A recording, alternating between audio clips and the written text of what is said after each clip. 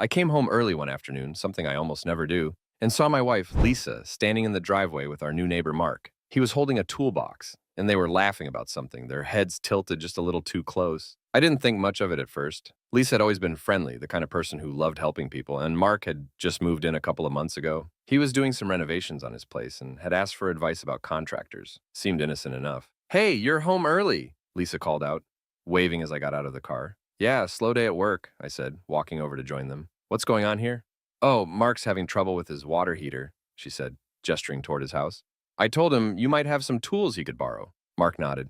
"Yeah, I didn't expect to run into so many problems with an older place like this. Let me take a look," I offered, heading toward the garage to grab my toolbox. It seemed harmless enough. I spent about 15 minutes helping him tighten a few fittings, then came back home with Lisa. But something about the way she'd smiled at him lingered in the back of my mind. Over the next few weeks, Lisa seemed to find more reasons to spend time at Mark's house. At first, it was little things, dropping off cookies, checking on his progress with the renovations, but then it became a routine. She'd leave after breakfast saying, "I'm just going to see if Mark needs anything," and sometimes wouldn't come back for hours. When I asked about it, she brushed it off. "He's just overwhelmed," she said, "and you're always so busy with work, someone has to help him out." Her words stung more than I wanted to admit. Was she right? Had I been too focused on my job? But then I started noticing other things. She started wearing perfume again, the kind she hadn't bothered with in years. She bought new clothes, not many, just a few subtle pieces, but they were different from her usual style. And then there were the little lies, like saying she was running errands when I'd already noticed her car parked outside Mark's house. I didn't confront her, not yet. I told myself I was imagining things, that I didn't want to seem like a paranoid husband. But deep down, something didn't feel right. The changes were subtle at first, almost easy to dismiss. Lisa had always been a social butterfly, so her sudden interest in Mark's endless renovations didn't feel like a red flag, at least not initially. But as weeks turned into months, her behavior became harder to ignore. She'd leave the house at odd times, sometimes with no explanation at all. When I'd ask where she was going, she'd wave it off with a quick, "Just running errands," or "Mark's stuck on his plumbing again. Can you believe he doesn't even know how to fix a sink?" The worst part? She always made me feel like I was the one being unreasonable for asking. One Saturday morning, I decided to test her. "Hey," I said, casually sipping my coffee as she packed up her bag. "What's the plan today? Thought we could spend some time together, maybe check out that new Italian place downtown." Her reaction was almost too perfect. She froze for a split second, then turned to me with a bright smile. "Oh, that sounds great, but I promised Mark I'd help him organize his garage today. Rain check?" Her tone was light, playful even, but something about it didn't sit right. "His garage?" I asked, raising an eyebrow. "Yeah, it's a disaster in there. You should see it," she said with a laugh, grabbing her keys. "Don't worry, I won't be long." She kissed me on the cheek and walked out the door before I could respond. I sat there, staring at my coffee, a knot tightening in my stomach. Organizing his garage? Lisa barely organized our own. For the first time, I started to question everything. Was I overthinking this? Was it really possible that she was lying to me? Later that day, I decided to check for myself. I parked my car a block away from Mark's house and walked up the street, staying out of sight. His garage door was open, and sure enough, Lisa was inside, pulling boxes off a shelf. Mark stood nearby, handing her a drink and laughing at something she'd said. They didn't look guilty. They didn't look like they were doing anything wrong, but there was an ease between them, a kind of intimacy that sent a chill down my spine. I didn't confront them. Instead, I turned around and walked back to my car, my mind racing. That evening, Lisa came home with the same bright smile she always wore after her trips to Mark's. She kissed me on the cheek and sat down at the table, chatting about how productive the day had been. "You should have seen the mess in his garage," she said, laughing. "I think I spent half the time convincing him to throw stuff out." I nodded, forcing a smile. "Sounds like you're really making a difference over there." "Someone has to," she said, rolling her eyes.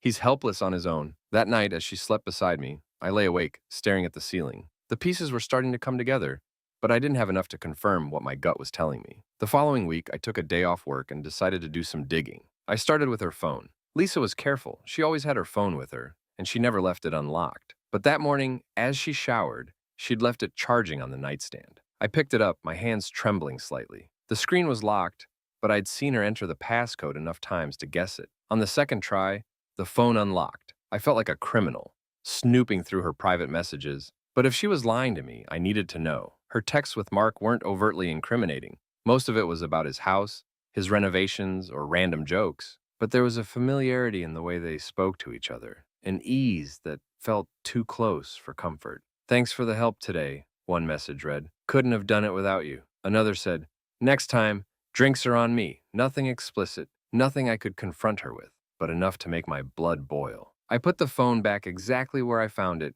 and sat on the edge of the bed, my chest tight. She was hiding something. I was sure of it now. The following days felt like a bad dream. Every smile Lisa gave me, every casual touch or lighthearted comment, it all felt fake, like a performance she was putting on to keep me from looking too closely. But I was looking closely now, and what I saw only made the knot in my stomach tighten. On Tuesday, she left the house earlier than usual. She didn't say much, just mumbled something about needing to run errands before work. I waited 5 minutes, grabbed my keys, and followed her. Her first stop was the grocery store, which seemed innocent enough. I parked across the lot and watched her load a few bags into the trunk of her car. But instead of heading home, she drove to Mark's house. This time, I didn't stay in the car. I parked a block away and walked to the side of his house, careful to stay out of sight. The curtains in his living room were slightly open, and I could see them inside. Lisa was standing near the couch, holding what looked like a container of food. Mark was close, too close, and laughing at something she said. She set the container on the coffee table and sat down. He sat next to her. My hands clenched into fists as I stood there,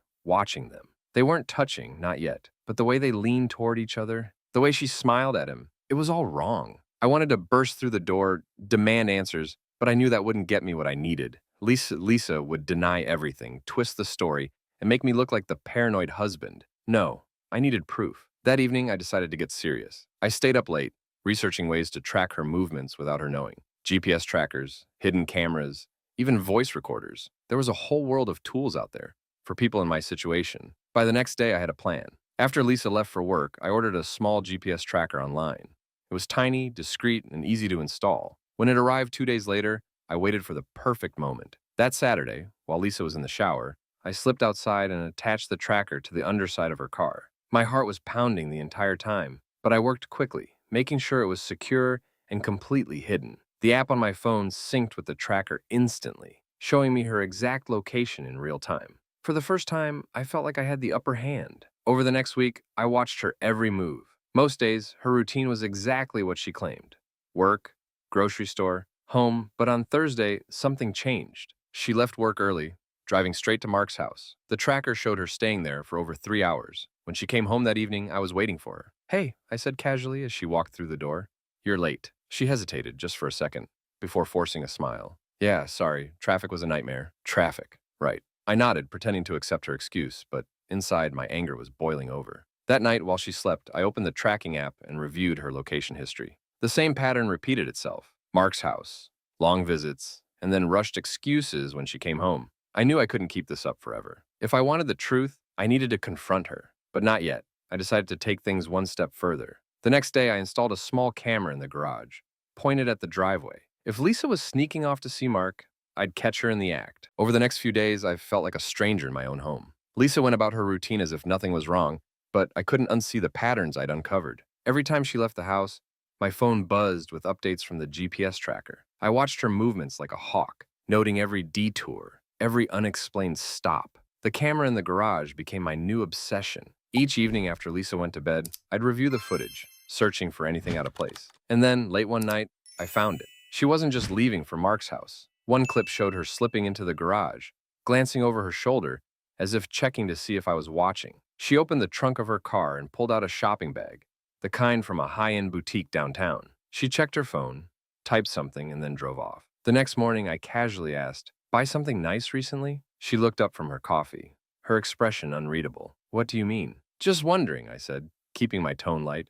"I noticed a new bag in the garage last night." Her face tightened for a fraction of a second, but she recovered quickly. "Oh, that. I was just holding it for a friend. Nothing exciting." A friend. I didn't push her further, but I knew she was lying. That evening, I decided to check the bag myself. It wasn't in the garage anymore. She must have moved it, but I wasn't giving up. The next day, while she was out, I searched the house, closets, drawers, even the attic. I finally found it tucked away in the back of our bedroom closet, hidden under a pile of old sweaters. Inside was a piece of black lace lingerie, something she hadn't worn in years. My stomach churned as I stared at it. She'd bought this for someone else. I put the bag back exactly how I found it and sat on the edge of the bed, my hands trembling. I couldn't deny it anymore. Lisa was cheating on me, but I wasn't ready to confront her. Not yet. I spent the next few days meticulously planning my next steps. If she wanted to lie to my face, I'd make sure she paid for it. The GPS tracker showed another trip to Mark's house the following weekend. This time, I decided to follow her. I parked a block away, the same spot I'd used before, and waited. Through the windows, I could see them laughing, sitting close, sharing a bottle of wine. I clenched my fists, my chest tight with anger.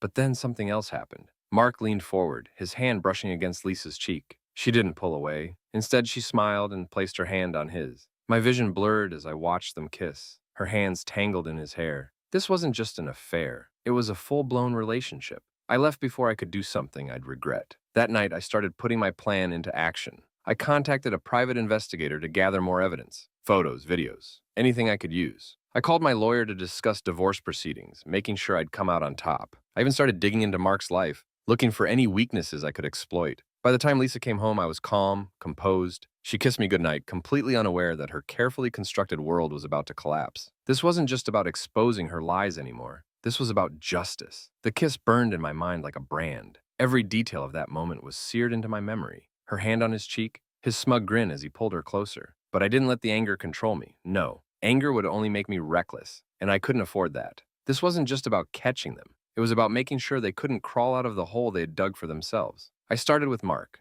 The private investigator I'd hired didn't disappoint. Within a week, I had a full dossier on him. Financial records, personal history, and even a few skeletons from his past. It turned out Mark wasn't the upstanding neighbor he pretended to be. He was swimming in debt, barely keeping up with the mortgage on his house. The renovations Lisa was so eager to help with, they were more about appearances than necessity. He owed money to several contractors, and there were even whispers of a lawsuit from a previous landlord. Better yet, he had a questionable history with women, multiple short-lived relationships, several of which had ended in restraining orders. I smiled as I flipped through the report. This was more than enough to start with. The first step was contacting his contractors. I posed as an anonymous tipster, warning them that Mark might skip out on payments. One by one, they started pulling out of his projects, leaving his house half-finished and his wallet even emptier. Next, I sent an anonymous email to his employer. Mark had bragged about his cushy remote job during one of our earlier conversations, so I made sure his boss knew about his legal troubles and financial mismanagement. It wasn't long before he was fired. Then I turned my attention to Lisa. The private investigator had followed her on several of her trips to Mark's house, capturing everything on camera. Photos of them laughing, holding hands, kissing. Videos of her sneaking into his house late at night and leaving in the early hours of the morning. It was everything I needed to prove her infidelity. I didn't confront her right away. Instead, I started preparing for the divorce. Our prenup was ironclad, something I'd insisted on when we got married. At the time, Lisa had laughed it off, saying we'd never need it. Now, it was the weapon that would leave her with nothing. I moved most of our savings into a separate account, one she didn't have access to. I canceled the credit cards she used and froze our joint accounts. By the time she noticed, it would be too late. And then came the final step. On a sunny Saturday afternoon, I told Lisa we should have a barbecue to get to know Mark better. Her face paled for a moment, but she recovered quickly, plastering on that fake smile she'd perfected. "Sure," she said.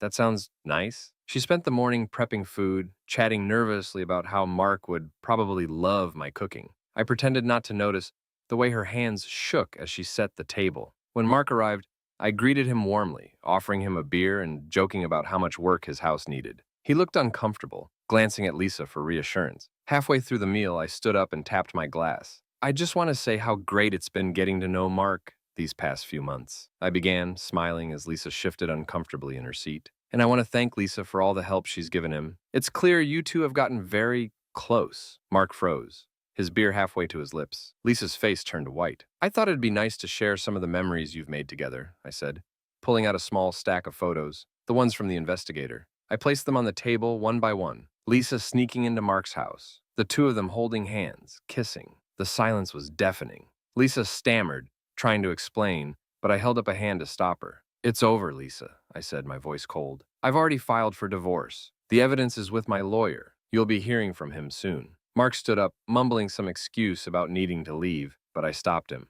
"Oh, Mark," I said, my smile sharp. "Good luck with the contractors and your job.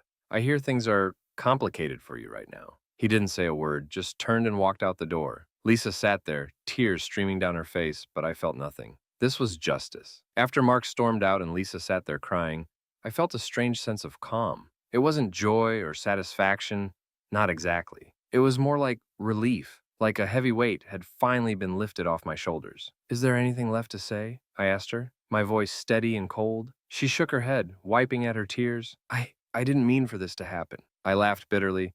"Didn't mean for what to happen? Sneaking around, lying to my face, throwing away 10 years of marriage? For a man who can't even pay his bills, her silence told me everything I needed to know. I stood up, clearing the table as if it was just another dinner. You can stay here tonight, I said flatly.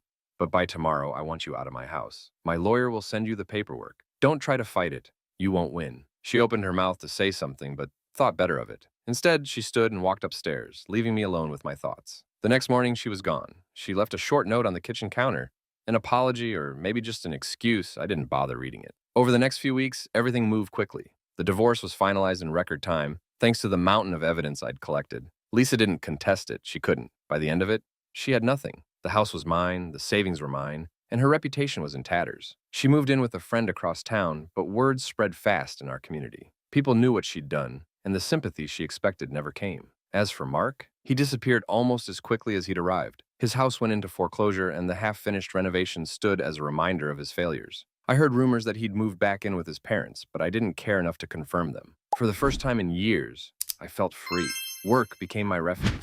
The long hours that once felt like a burden now felt like an escape, a chance to focus on building something meaningful. And that's when I started noticing Naomi. She worked in the design department, a quiet presence who rarely drew attention to herself. But there was something about her kindness, her sincerity, that stood out in a way I couldn't ignore. At first, it was just small talk during coffee breaks. Then it was lunches, late-night brainstorming sessions, and finally, an invitation to grab dinner. Naomi didn't ask about my past, and I didn't offer. But as the months went on, I found myself opening up to her in ways I hadn't expected. One evening, after a particularly long day at work, we sat in a quiet corner of a restaurant, sharing a bottle of wine. I don't think I've ever seen you this relaxed, she said with a smile. Maybe I've finally learned how to let go, I replied.